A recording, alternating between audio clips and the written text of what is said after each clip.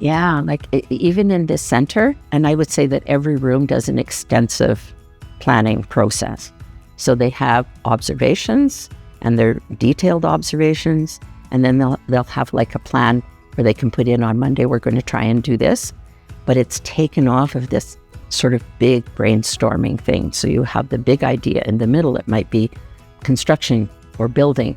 And then there will be like 4 questions of, how do we answer those questions for children? And then there's all kinds of ideas about how those things could be answered.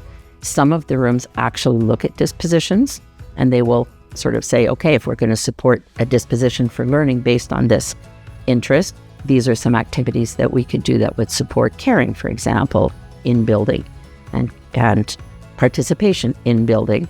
So some of them will do that, not all of them do, and they build on it over time. So they color code them by week, so there's like kind of an idea in there, and if the children are really excited about it and they want to extend it, then the next week they might add something new and it'll show up in a different color. And if the kids are not showing interest, it'll just kind of stop.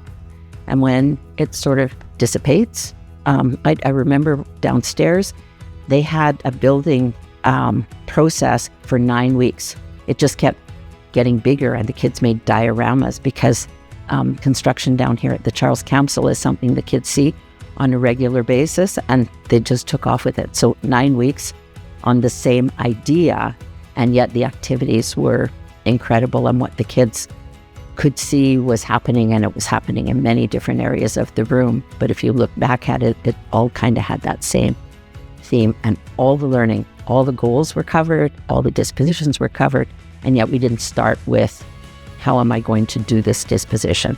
We started with the idea of what kids were interested in. So yeah, they do a pretty phenomenal job, and I work with other programs, and we start with doing observations. And then we start trying putting them together and come up with ideas. Planning is a very big process that you don't learn from one class or one idea. You have to do it over time. They do an awesome job here.